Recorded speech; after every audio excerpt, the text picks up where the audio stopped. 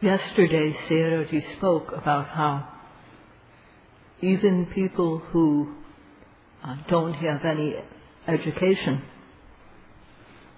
can understand the basic practice because of the way Mahasi Sayadaw developed verses that are easy for people to understand about how to practice. And one of them, the fundamental one that Sayadaw mentioned yesterday, is that only when we note in time, only when we observe in time, at the moment of arising, will we see nature true. So to observe at the moment of arising, this word arising can include anything that arises. It's a very general term, and at the moment indicates that this observation has to be done in the present, right at the moment, not when the object has already gone by, not in the past, and not when something is still yet to come. We have to observe what is happening right now. And to expand on what Mahasi Sayadaw said, that when we note at the very moment of arising, we will see true nature. At the moment of arising can mean any experience, whether there's seeing, hearing, smelling, tasting, touching. All these things are a combination of mind and matter arising, and as well as thinking, opening the eyes, closing the eyes, blinking the eyes, lifting, moving, placing. Everything that we do involves nama and rupa, mind and matter, occurring continuously. So this can't be denied. Just try. Try to say that this isn't so. So these are really there. The mind and matter are really there, and they arise due to causes. So the Buddha said to study yourself, and that doesn't mean by thinking, not by reflecting on the past, or not by extrapolating, not by looking at something and then calculating what might be. What is definite is what is happening right in the present moment. So that's what we have to observe. The Buddha's teaching is very practical. And yesterday Sayadaw spoke about this. Yogis who listen carefully know. And all those yogis need to do is put the instructions into practice. So today, what Sayadaw would like to speak about is the Pali word lakkhana, which means a mark or a sign or characteristic. And whatever is there, whatever is, has some identifying characteristic, identifying mark. And when one practices, this is something that one needs to know about in a practical way. So Sayadaw will speak about this in terms of theory and practice. Concerning lakkhana, or characteristics, or mark, there are three kinds. And one is sabhava lakkhana, the second is sankata lakkhana, and the third is samanya lakkhana. And these are talked about in the texts. Among these three, sabhava lakkhana is what is to be known about each bit of mind and matter, nama and rupa. Each type of mind and matter has its own its own individual characteristic. And mind and matter arises and it stays there and then it goes away.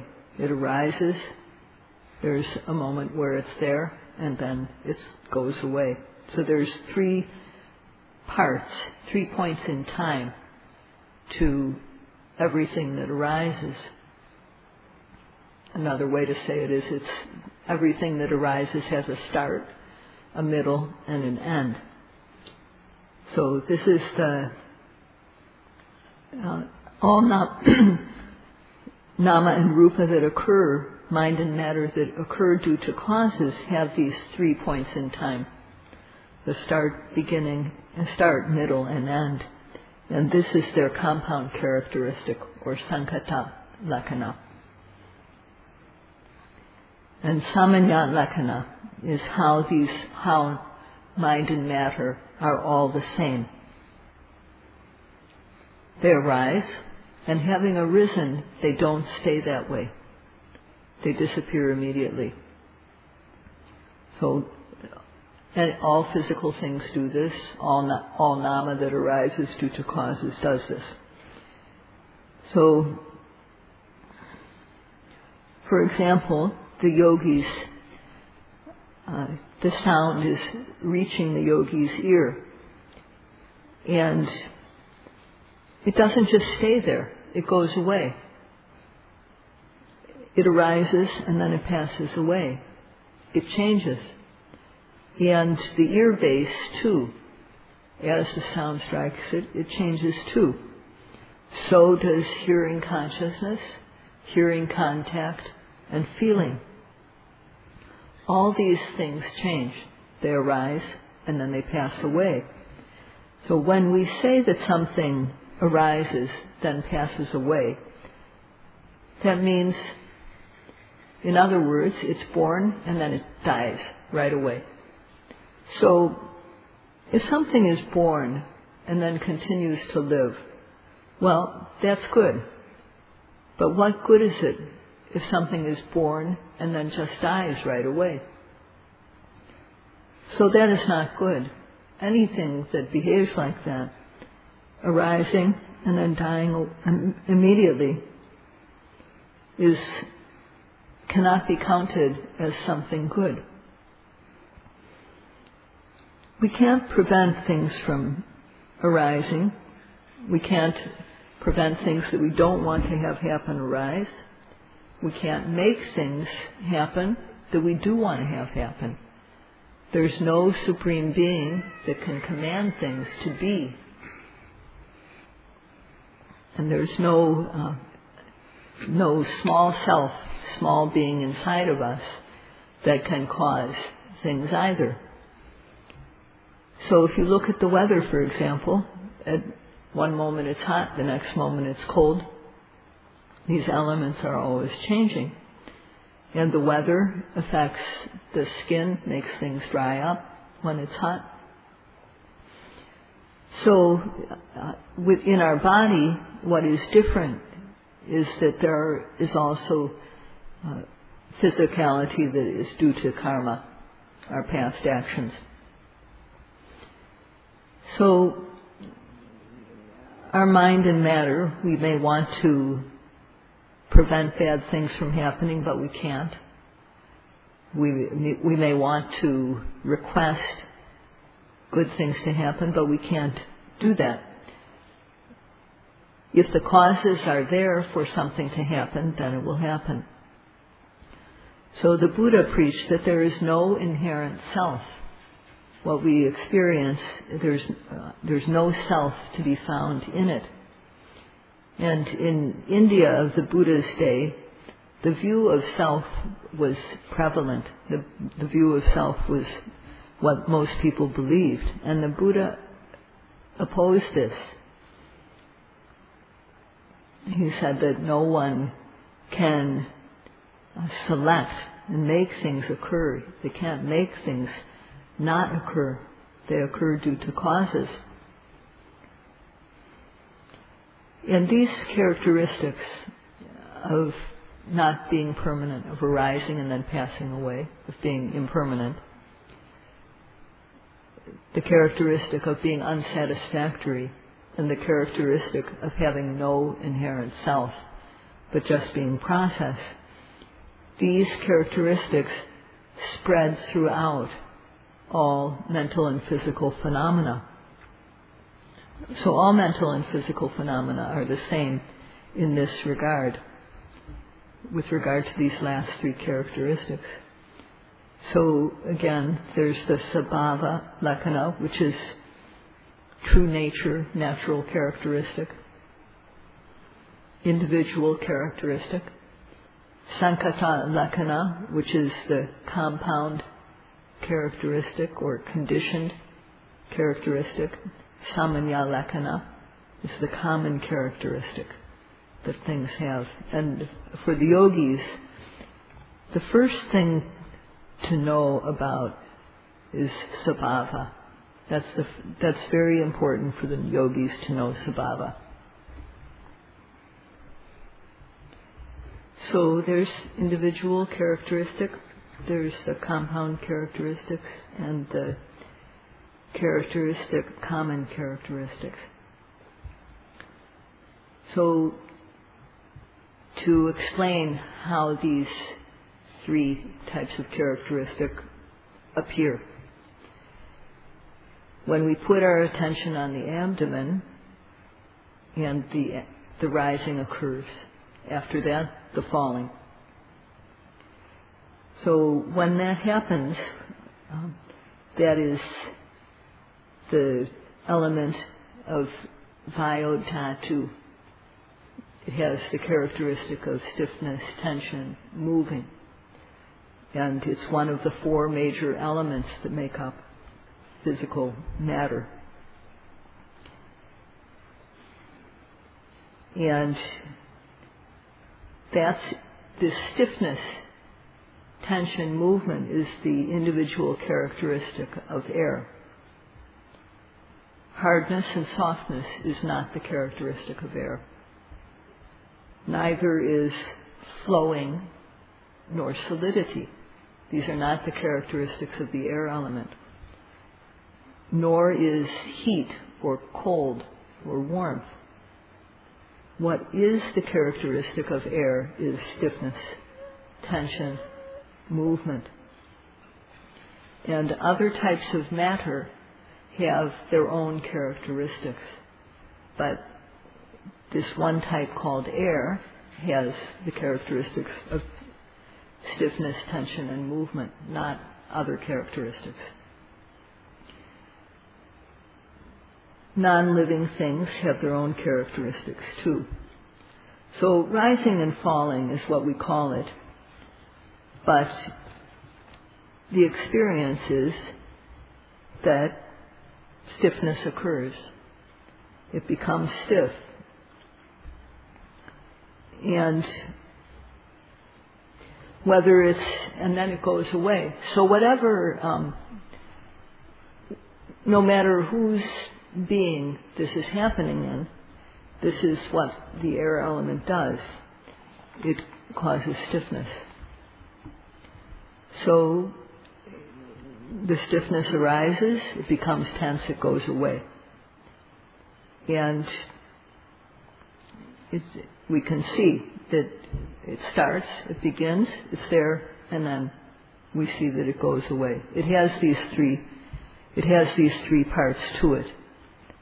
A beginning, a middle, and an end. So this is the compound characteristic of things. Whoever's being it happens in has the air element when it arises, the rising when it arises, has these three points in time of starting, having a middle, and coming to an end. So as we watch it, we see that it starts and then it comes to an end. And everything in our experience does that. It starts and then it comes to an end. And this is the characteristic of impermanence, of not lasting. So in us or in others, this characteristic is common to the air element that occurs in us, all the phenomena that occur in us, all the phenomena that occur to others. They arise and then they pass away. So before the rising and falling occurs, it's not there. And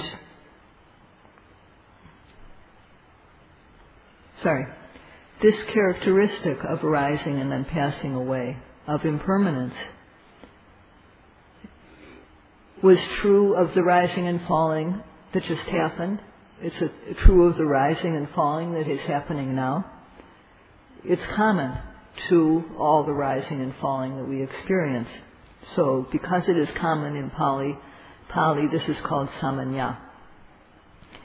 It wasn't there before, it arises, and while we see it, it goes away. So when we see it end, the knowledge that this is impermanent arises. So all things have this characteristic. So in this section, Sayadaw has described the natural characteristic or sabhava lakkhana, the compound characteristic sankata lakkhana, and the common characteristic samanya lakkhana. This is how to distinguish them. Due to the in-breath and the out-breath, the abdomen expands. It collapses. Sorry, I can't read this. So, and when that happens, there's stiffness. The abdomen becomes stiff, tense, and then that disappears. So to know this, we have to observe at the very moment the abdomen rises.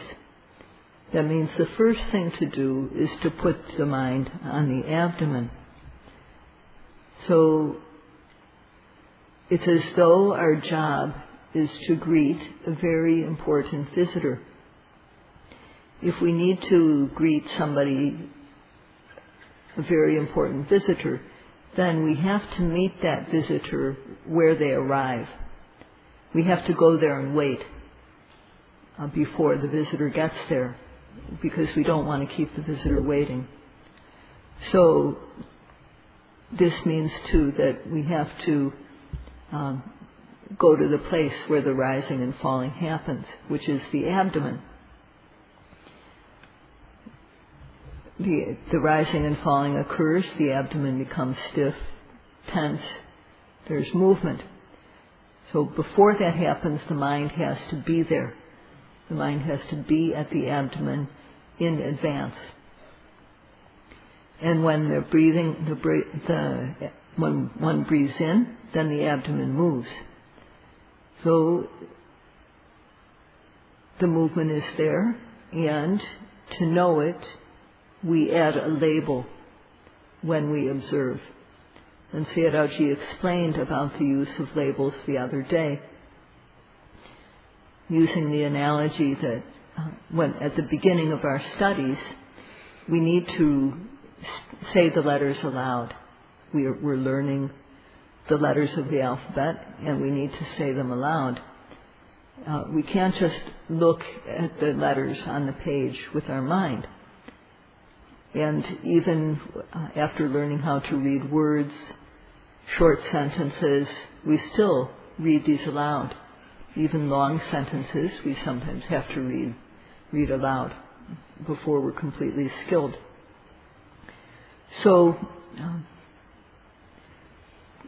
that is why we use labels. And when some yogis can't note completely well, then we use a label to get the mind to be together with the object.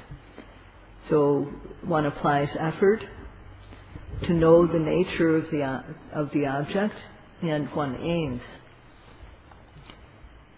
And when one's aim is accurate and the effort is just right, then sati will stick to the object.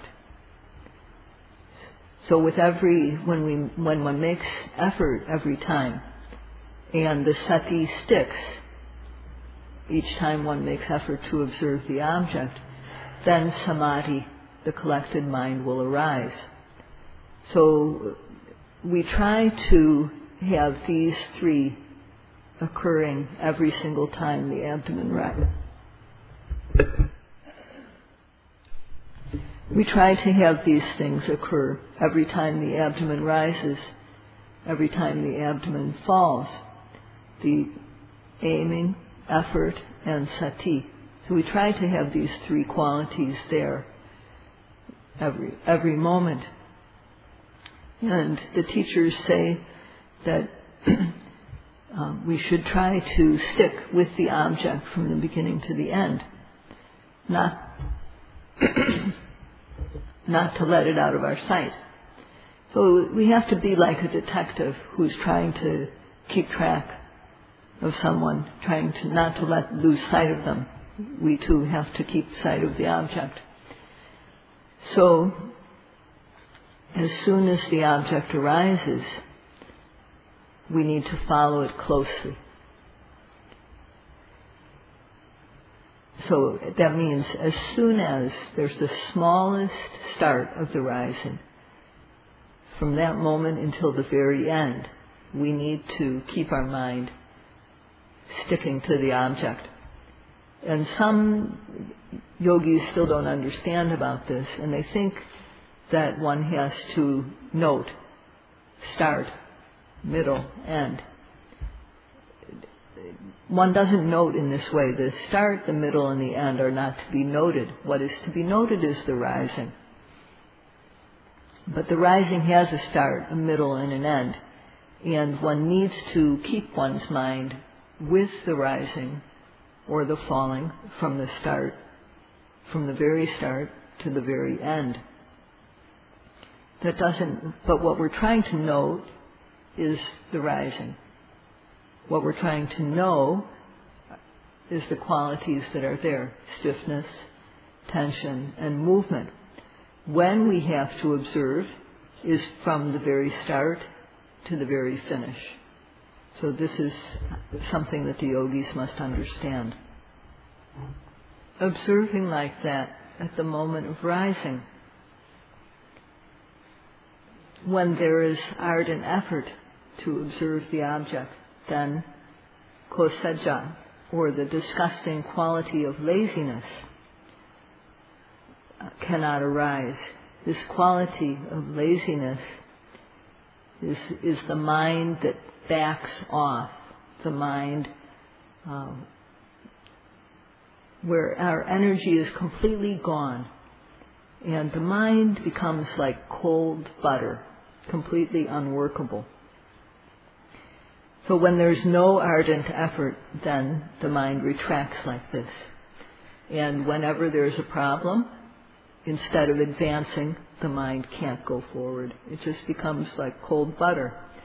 So then one has to heat up the mind so that it will become soft again.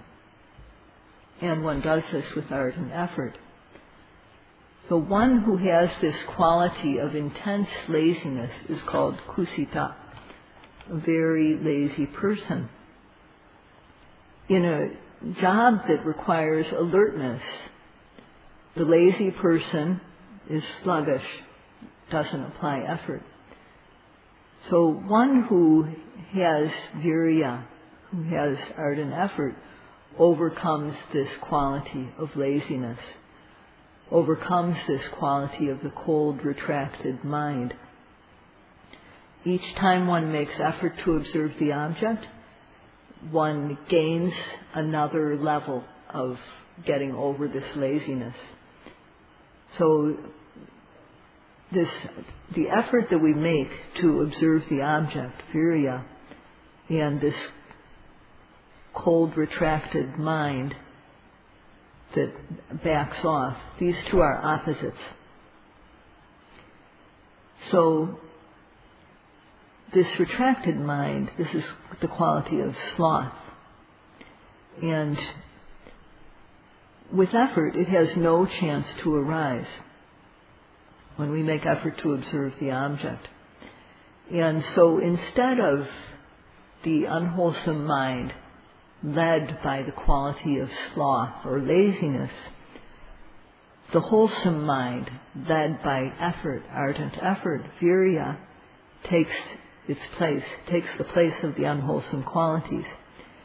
And when that happens, the mind is able to penetrate into the object. Or in other words, it's as though the mind rubs against the object. The contact is effective. And this is the quality of vichara. It's able to stay in contact with the object as though it's rubbing against it.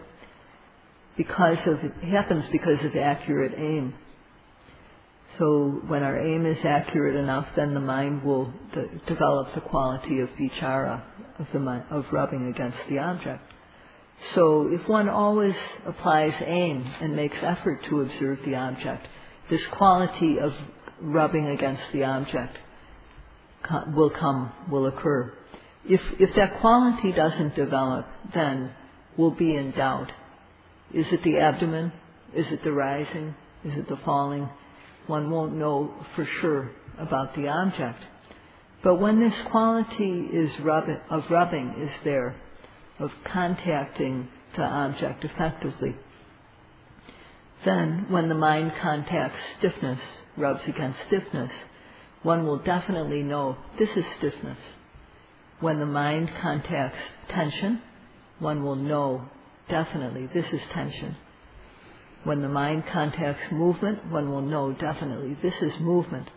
So one becomes very definite about what the object is that is being observed. So for this to happen, one has to note with ardent effort and with accurate aim. And if we develop these two qualities, effort and aiming, then the mind will rub against the object. So this is the yogi's job. Each in its own time, the rising, the falling, objects of observation are arising within our field of awareness. One has to push the mind so that it will reach the object. Our mind has to be active and alert, not sluggish, not gazing. The mind must always be alert, active, and ardent. This is not a task for thinkers. In a way, having the habit of thinking, is like an addiction to opium. So one has to apply energy. First of all, the energy which pushes the mind to get to the object, the energy of effort. And one has to also have the energy of aiming, so that the mind's focus will be accurate. And if one has these two qualities, if there is energy, the energy of effort, pushing the mind to the object, and the aim is accurate, then the mind will meet the object exactly. And this makes our seeing effective.